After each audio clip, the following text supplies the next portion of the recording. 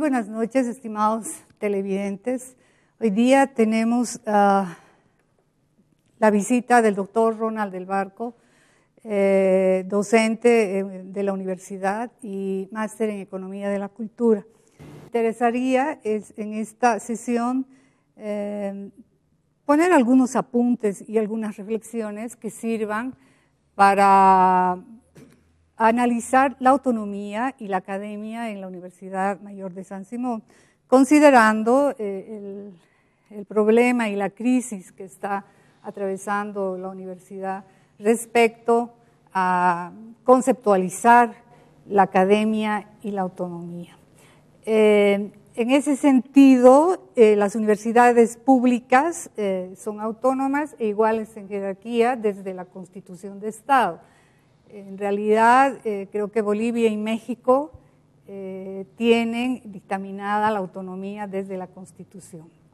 ¿Cómo estamos definiendo la autonomía actualmente? Considerando que es una generación que hemos trabajado la autonomía y que ahora son generaciones nuevas que tienen de repente otros imaginarios o los mismos que se ha trabajado en décadas pasadas. Bien, estudiar la autonomía involucra también estudiar la historia, ¿no? O sea, la autonomía no es un invento, no es una casualidad de la creatividad de alguien o de un grupo, es un producto histórico y se ha ido construyendo por mucho tiempo, de repente siglos. Podemos ver que el desarrollo del conocimiento se va a dar en Europa a partir del Renacimiento, ¿sí? Una especie de recuperación de los criterios básicos sobre la ciencia y la razón. Para mantener un control sobre estos centros de conocimiento, la Iglesia toma cierta tutoría, o un tutelaje, digamos, de la academia. Hay un desarrollo muy interesante que incluso le va a ocasionar algunos problemas a la propia Iglesia, como el caso de la Reforma. Pero pese a eso, hay un control muy interesante de parte de la Iglesia sobre la academia y sobre el Estado. A finales del 700 en Europa se va a dar un proceso muy complicado, político, pero también académico, muy interesante, conocido como el iluminismo, la enciclopedia. Ahí las universidades se liberan del influjo de la Iglesia. Entonces podemos decir que las universidades europeas logran una autonomía. Claro que no con las características y sistematización de lo que va a ocurrir en América Latina. En Argentina fundamentalmente, a finales del 800 empieza a haber una especie de reflexión muy fuerte respecto al rol del Estado y de la Iglesia sobre la educación. La Universidad de Buenos Aires había encarnado bastante la revolución industrial y de alguna manera tenía nomás cierta libertad académica, pero no ocurría lo mismo con la Universidad de Córdoba, donde incluso se daban materias como el trato al siervo en derecho, es decir, se manejaba derecho académico, derecho canónico dentro de lo que son las ciencias jurídicas. Entonces era un despropósito. Todavía la sociedad argentina en ese tiempo, más allá de Buenos Aires, y la sociedad argentina del interior, era una sociedad feudal, terriblemente conservadora. Y no extraña que la universidad reproduzca ese sistema. La universidad era una universidad de casta. Pero en ese periodo se recibió mucha gente que provino de Europa. Había una migración muy fuerte de primera y segunda generación, producto de las guerras que se daban allá. Eso hizo que la población estudiantil y académica se dotara de elementos nuevos con influencia enciclopedista, iluminista europea. Entonces empieza a reclamarse un mayor rol de la razón sobre la fe. Y va a ocurrir un hecho muy importante, que es el cierre del internado en medicina, que va a ocasionar el reclamo de la población estudiantil. Era intencional y era un cierre político porque al cerrarse el internado se cerraba la posibilidad de educación a los que menos ingresos tenían, porque el internado permitía justamente alimentación y vivienda a estos estudiantes de provincia, ¿no? Y se privilegiaba el estudio de los estudiantes de capital, que tenían el dinero suficiente como para sostenerse por sí mismos. Eso llevó a la Revolución de Córdoba, a la Reforma de Córdoba y a lo que se conoce como la Declaración Liminar, elaborada por como abogado Roca, que era un joven estudiante dirigente estudiantil, pero que ya era abogado. Es un manifiesto muy importante, el Manifiesto de Córdoba, donde se sientan las bases de la autonomía, es decir, una autonomía que no esté sometida a la dirección de los sectores conservadores, que en ese momento van a estar representados fundamentalmente por los partidos de línea tradicional y por la Iglesia Católica, ¿no? Los jesuitas y aquellos partidos que habían sostenido a la sociedad agrícola en la Argentina. Tienen la gran ventaja en ese momento de contar con un presidente reformista, o sea, alguien que sí estaba dispuesto, que era Hipólito Yrigoyen.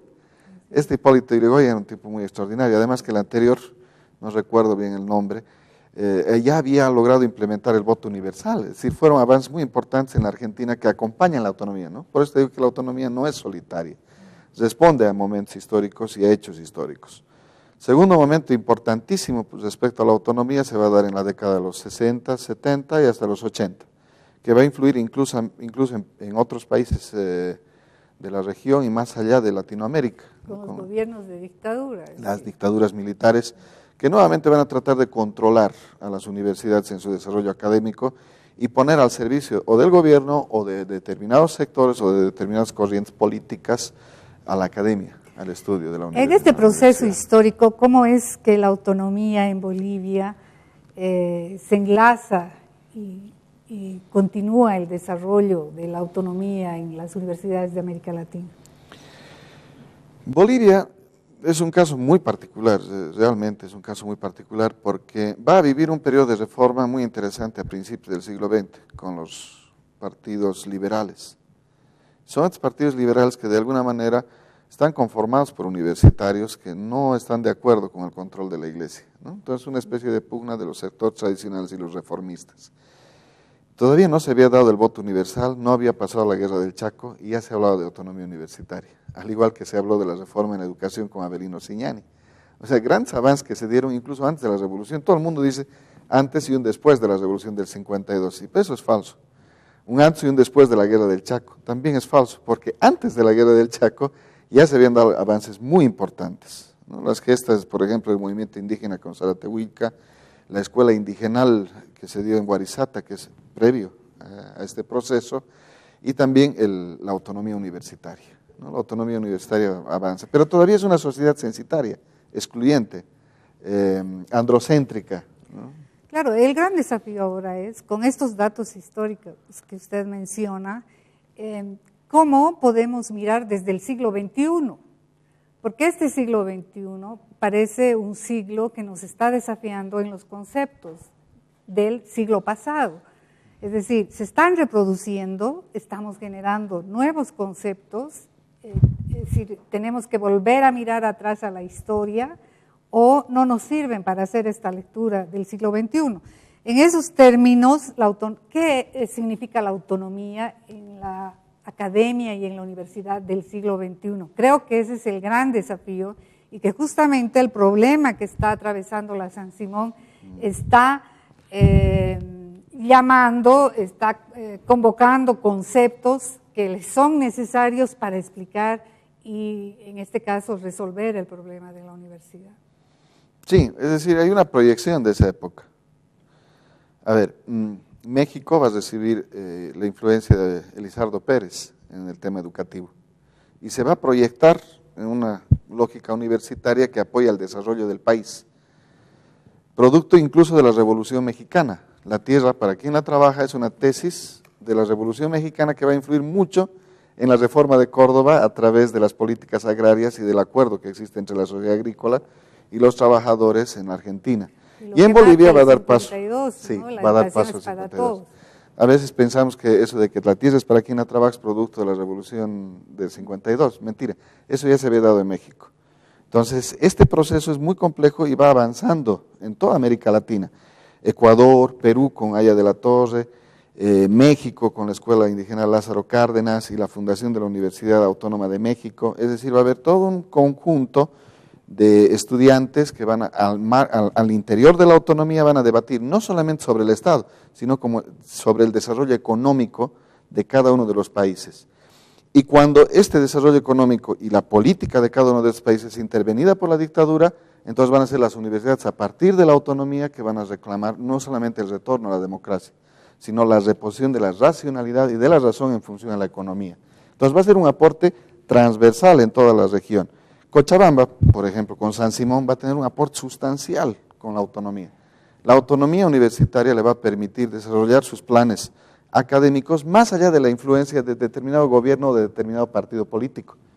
Cochabamba, por ejemplo, ha recibido de San Simón todo el plan de la microrregional.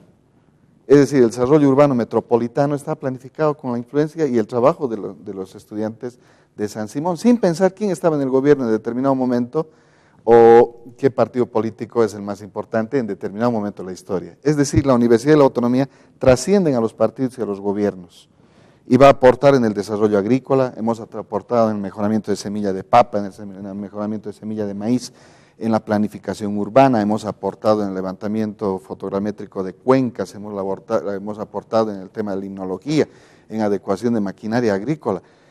Esto se logra solo con la autonomía, porque si no hubiera autonomía y hubiera dependencia del gobierno, cada que se cambie un gobernador, un alcalde, un presidente, tendrían que cambiar los intereses de la universidad. Entonces eso no ha ocurrido, ¿no? Así es. En esa línea podríamos decir que la autonomía, ¿qué le permite la autonomía a la universidad? En realidad, ¿cuál es su razón de ser de la autonomía en la universidad? Yo creo que proyectarse en el futuro en función a una planificación mucho más sostenible. Le permite, de acuerdo a la Constitución, desarrollar sus propios planes académicos. Y los planes académicos no tienen la temporalidad de una elección, sino son plazos más complejos y más largos. Nos permite pluralismo en las ideas, contrastar el pensamiento, cosa que no se está dando ahora, ¿no? Ahora estamos viviendo un proceso de imposición, de una forma de pensar y una forma de imposición violenta, ni siquiera a partir del debate, ¿no? Se ha tomado la universidad. La autonomía universitaria está intervenida ahorita. Si no hubiera esa intervención, entonces estaríamos debatiendo cuáles son los conceptos elementales que van a guiar el desarrollo de Cochabamba. Y lo más interesante es que se toma la universidad bajo un argumento falso.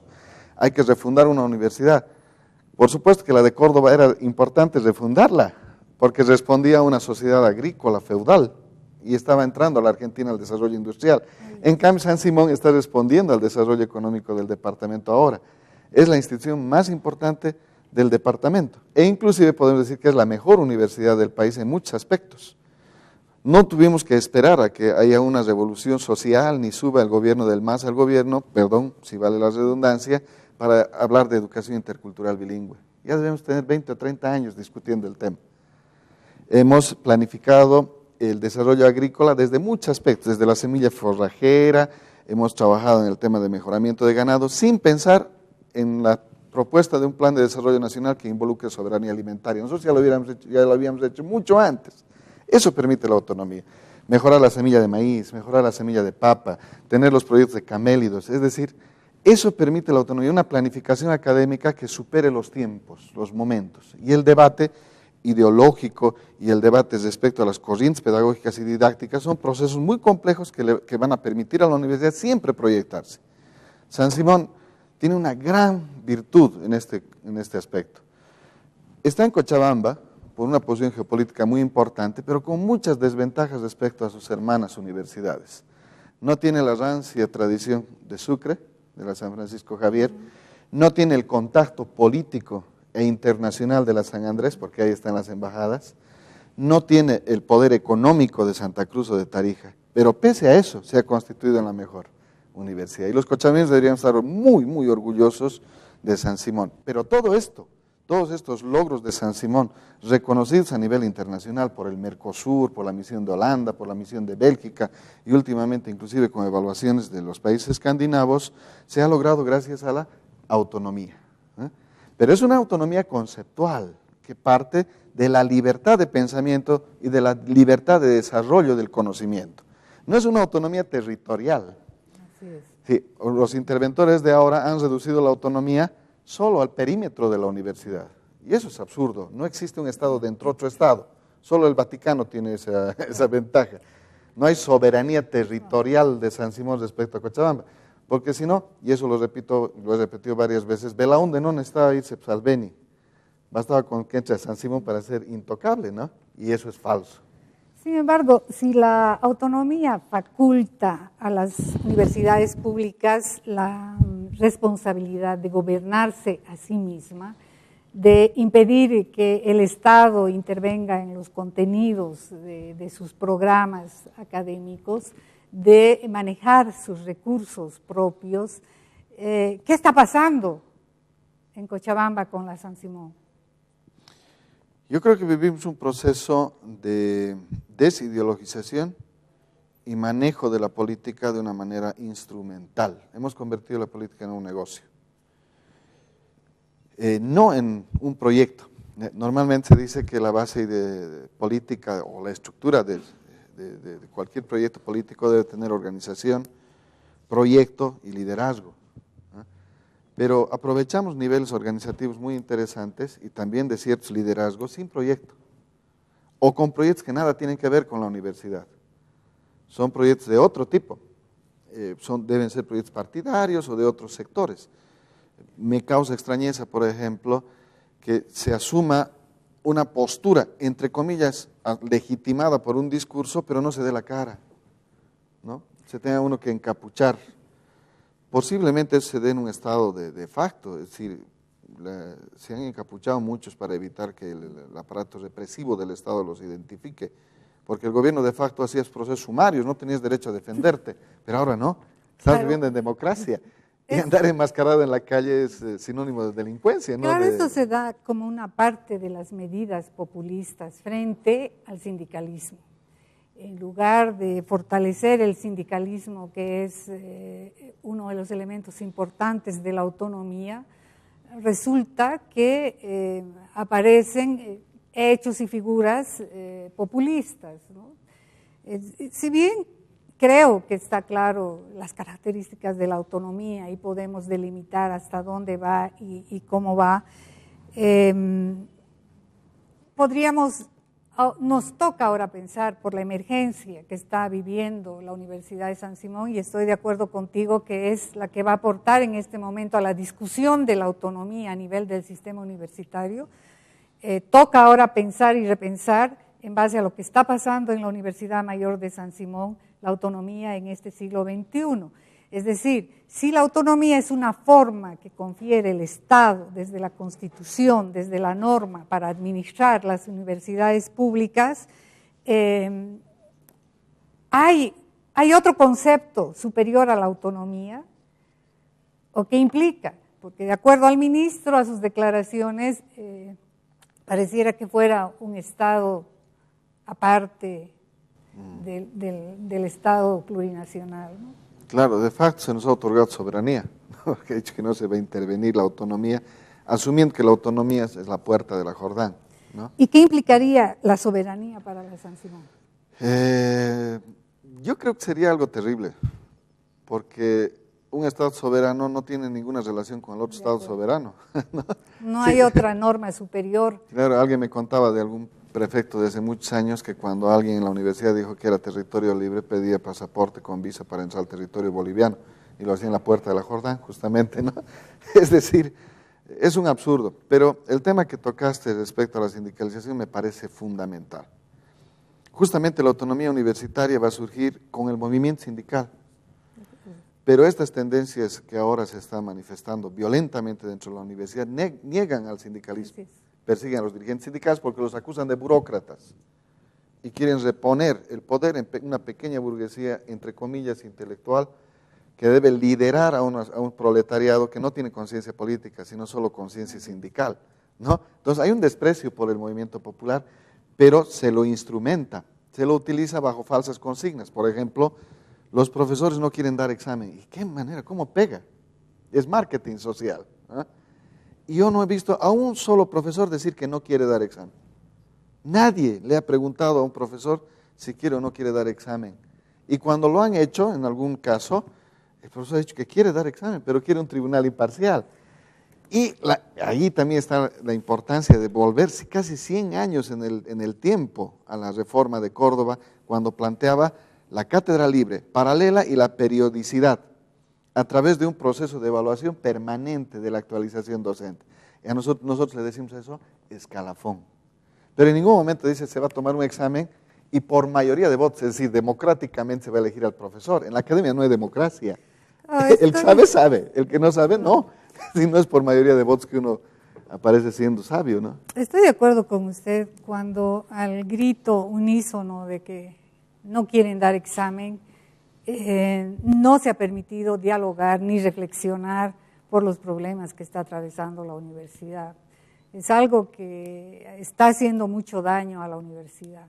Yo, por ejemplo, no logro comprender si es más importante el examen o la permanencia académica en la universidad, que eso implica lo que usted dice, el escalafón docente. O sea, ¿qué es más importante? Si el docente logra mantener esa academia en la universidad o el examen. Sin duda, el examen forma parte de un proceso que siempre se ha hecho en la universidad. Y es más, podríamos decir, he estado revisando material, la Universidad de Chile no contempla el examen, contempla y hace una evaluación de la experiencia y el currículum. Para ser docente titular necesita 18 años de permanencia antes que un examen. Un docente asistente mínimo 12 años de demostrar la capacidad de mantener la academia en la universidad, que eso implica estar actualizado, buen manejo del aula, manejo de contenido, de programa. Claro, la didáctica no es un tema que se logre con un certificado, ¿no? Ya la sabiduría popular nos dice que el diablo sabe más por viejo que por diablo. Y formar un profesor es una tarea costosísima, porque no solo se trata de su formación académica, sino también del desarrollo de habilidades y destrezas en el manejo del aula, lo que tú dices, Esther. Pero el aula mucho más allá de la infraestructura nada más. Es decir, hoy en día las exigencias de la globalización y del desarrollo tecnológico involucran que tu desarrollo académico esté equiparado al desarrollo de las universidades del exterior, del desarrollo tecnológico, al debate cotidiano que se está dando en el desarrollo de las ciencias sociales. Entonces no estamos limitados a un texto para repetirlo. Alguien decía, están repitiendo textos con hojas amarillas, y eso es falso. Que alguien lo haga de repente, porque la matemática no va a cambiar, 1 más 1 sigue siendo 1, y H2O sigue siendo agua, ¿no? Es decir, hay cosas que no van a cambiar, pero los debates que continúan a eso involucran una formación del profesorado muy intensa, muy a largo plazo y muy costosa. Y en eso San Simón debe sentirse muy orgullosa también, porque incluso el repunte de las universidades privadas en Cochabamba y el repunte, por ejemplo, del servicio en salud y en otras actividades involucra que San Simón ha estado aportando mucho. Y no es que vemos a las privadas como una competencia, yo nunca las he visto como una competencia. Ellas cumplen su rol nada más y nosotros el nuestro. Y hay los mejores profesionales en estas universidades también han salido de San Simón. Es decir, hemos creado incluso una economía en el ámbito de la educación muy importante en Cochabamba. Cochabamba es un referente de la educación. El repunte de la Univalle, de la Universidad Católica, de la UPB, de la Simón y Patiño. Es decir, son universidades y de las otras más, que no voy a dar la lista, no las recuerdo todas, pero es un repunte muy importante. Tenemos incluso una migración educativa significativa. Hay gente del Perú, del Brasil que viene y gasta su dinero aquí. Todo eso se ha generado a partir de San Simón. Las cosas no nacen de la noche a la mañana. Nadie decreta de que este departamento o el otro es la sociedad científica solamente porque se les ocurrió, la ciudad del conocimiento. Y Cochabamba ha logrado ese sitial producto de años, décadas de esfuerzo de San Simón, que cómo se ven perjudicadas por la actitud de un sector que ahora desprecia todo eso. De la noche a la mañana, la mejor universidad del país está constituida por docentes mediocres que no quieren dar examen. Qué cosa más falsa, ¿no? Así es. Yo creo que el gran desafío está de reafirmar la autonomía universitaria, que además consiste en luchas ideológicas de varias décadas que se ha admitido, y creo que una universidad pública no podría subsistir sin la autonomía. Y en esos términos, la autonomía no deja de pensar en la academia. La autonomía surge por lograr independencia del Estado, de la Iglesia, sobre los contenidos de sus programas y sobre la elección de sus autoridades, su administración, su manejo de recursos. y creo que en este momento toca reflexionar para la sociedad misma, para el sistema universitario y para el Estado, ¿no? De tener cuidado. Hay muchas normativas que, si bien la San Simón y la autonomía y el sistema universitario se enmarca en una ley superior, debemos cuidar y mantener la autonomía. Le agradezco, doctor, la presencia. Ojalá pudiéramos seguir conversando sobre este tema de la autonomía, que creo que requiere repensar, analizar, recuperar. Posiblemente reponerla en su esencia, ¿no? Una autonomía además responsable, eso es lo que nos está faltando. Por comprometida la es, pero responsable de repente no, porque nos faltó un poco de transparencia y esto hay que reconocer con autocrítica. Yo en algún momento decía, ¿por qué la sociedad debe privarse de conocer el currículum de los profesores que educan a sus hijos? Los currículos deberían ser públicos. Y de la misma manera, el rendimiento académico de los estudiantes debería ser público, porque hay el padre que necesita saber cómo está educándose su hijo, porque está pagando con sus impuestos esta universidad. Una nueva autonomía no es necesaria, sino una autonomía buena. Estoy de acuerdo, creo que nuestra comunidad no conoce la Universidad de San Simón. Sí, no sabe quiénes son los docentes, quiénes son los alumnos, no sabe cómo está funcionando. Muchas gracias, doctor, le agradezco su presencia en nuestro programa.